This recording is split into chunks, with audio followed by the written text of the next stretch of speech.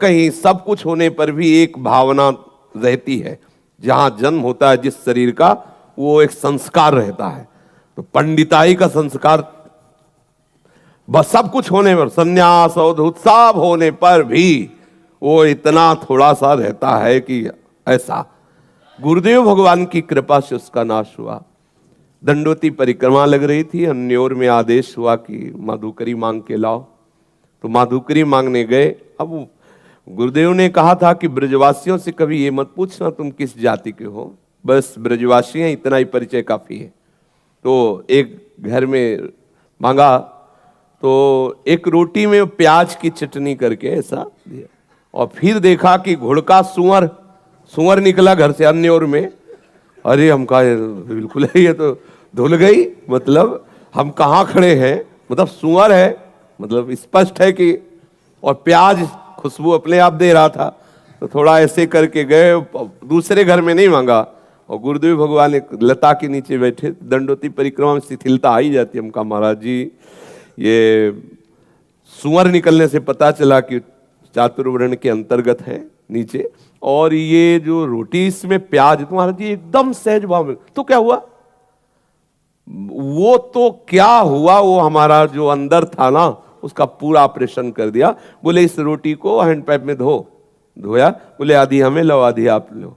और भी रोटियां फिर मांग के लाए, और जब आधी पाई, उसी दिन से जो कुछ था ना, वो पूरा का पूरा साफ हो गया हृदय से। तो ब्रजवासियों के प्रति नहीं। हमने देखा है, एक दिन नंदगांव में नंदलाला के दर्शन किए, 12 साढ़े 12 बजे होंगे, उतरे।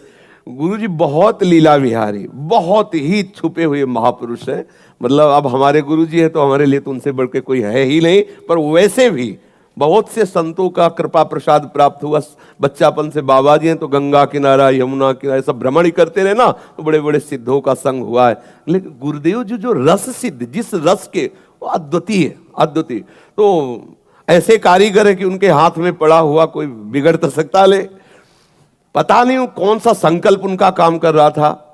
तो उन्होंने कहा कि देखो ये घर है ना, भिक्षा मांगो। ठीक गए, राधे श्याम, कोई नहीं बोला। फिर राधे श्याम एक बहू निकली, लहंगा चुनरी ओढ़े, और जे ही देखा बस शुरू हो गई। मतलब शास्त्र तो कम पड़े होंगे, इतनी गालियां उसने दी। मतलब अब हम बार बार गुरुजी कह रहे खड़े रहो जो कुछ तुम्हारे अंदर वो धुल जाए पूरा। बोले खड़े रहो। तो फिर वो शुरू हुई, न जाने क्या क्या, मतलब एकदम। फिर हम खड़े रहे तो गुरुजी ने ऐसे इशारा किया कि फिर बोलो। उनका राधे श्याम। तब सांस निकली, बोली एरी ऐसे नहीं मानेगो, दे दे रोटी, दे दे। वो घी की चिपड़ी रोटी लाई, ले ऐसे झोली में डाली। हम कहा गुरुजी रोटी मांगना तो बहुत आफत है। बोले ये ब्रजवासियों का कृपा प्रसाद है, सच्चा देहाभिमान नाश इन्हीं से होता है। बोले ब्रज, यहाँ के जो संत जन माधुकरी मांगते उसका कारण है, ये ब्रजवासी जन उतार के रख देते। जितना फुलरा होता ना, हम तपस्वी त्यागी और उनको कोई अपराध नहीं लगता, क्योंकि वो भगवत पार्षद है। उनको कोई अपराध थोड़ी कि साधु को कह रहे सारे हरामी मोटे सुअर मांगने आ रहा, तेरे को शर्म। ये सब होता है, ये सब चलता है। तो गुरुदेव भगवान जब रोटी पा रहे थे, तो उस रोटी से जब आधी दी, तो उन्होंने कहा कि जानते हो, ये रोटी प्रिया प्रीतम की प्राप्ति कराएगी। ये जो अपमान से मिली हुई जो ब्रजवासियों के टुकड़े हैं, ये सीधे भगवत प्राप्ति कराएंगे। तो दोनों बातें ब्रजवासियों के प्रति, उनका कटु व्यवहार और उनके पवित्रता पर विचार ना करके, ये मेरे आराध्य देव है, ऐसा। और फिर अब हमारे मन में आया कि अब बरसाना ठीक है, नंदगांव बहुत कड़ुआ है। अंदर आया, गुरुजी से तो नहीं कहा, पर अंदर बात आई कि लाडली जी के गांव में कभी कोई नहीं गाली देता। वहां तो और बाबा रुक, और ले ले, सब्जी ले ले, और रोटी। हम कहा यहाँ बड़े अक्खड़ हैं ब्रजवासी नंदगांव के। तो सुनो, जब अगली बार नंदगांव गए, तो जानते हो ऐसा प्यार दिया एक ब्रजवासी ने नंदगांव के कि अब हम कैसे बताएं। जैसे पहले से इंतजाम हो, पीढ़ा बिछा के बैठा को पूरा भोज। तो अंदर से रोए कि प्रभु हम आपके जनों को जान नहीं पाए। हम तो सोच रहे थे यहाँ के बहुत कड़वे लोग हैं, बहुत प्यारे। ये जितने भी ब्रज 84 कोष के अंतर्गत है, ये वास्तविक सच्चिदानंद प्रभु के निज पार्षद है। माया का पर्दा लगा जिससे हम जान न पाए। और यहाँ के पानी में गाली का प्रभाव होता है, यहाँ के पानी में है। अगर वाणी में माँ बहन की गाली ना आई तो असली ब्रजवासी है नहीं, पक्का समझ लिया।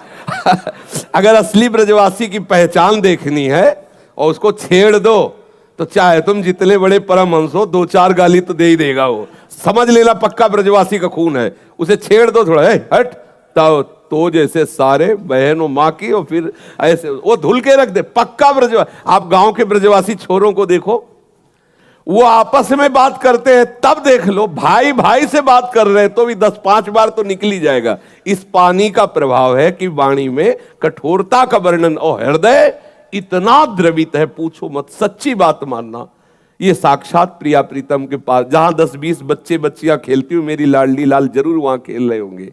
ब्रजवासी बच्चों से मतलब प्रेम, उनको प्रणाम करना, उनको दुलार करना, सीधे लाडली लाल को रिझाना है। ये ब्रजवासी जन बड़े बड़े सिद्धों ने इनकी रोटी पा करके प्रिया प्रीतम का साक्षात्कार किया। आज भी हमारे सदगुरुदेव भगवान ब्रजवासियों का ही अन्न पाते हैं। तेहरा गांव में आप स्वयं जाते हैं और वहां जाकर भिक्षावृत्ति करते हैं, साल भर के लिए तो अन्न आ जाता है, और उसी अन्न से आज भी गुरुदेव, कुछ समय पहले तक ऐसा था, हम लोग भी मांग के लाए हैं चून, आदेश होता तो जाते थे, पूरे गांव से थोड़ा थोड़ा चून मांग के लाए, उसी से गुरुदेव आज भी अपने उदर में ब्रजवासियों का है।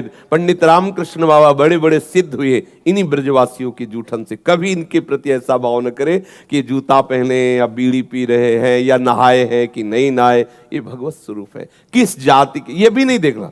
जो हमें महापुरुषों से सुनने को मिला, श्री हरिराम व्यास जी कह रहे, व्यास बड़े तेई जना ब्रजते अनत न जाही, वृंदावन के स्वपच लो जूठन मांग ही खाई।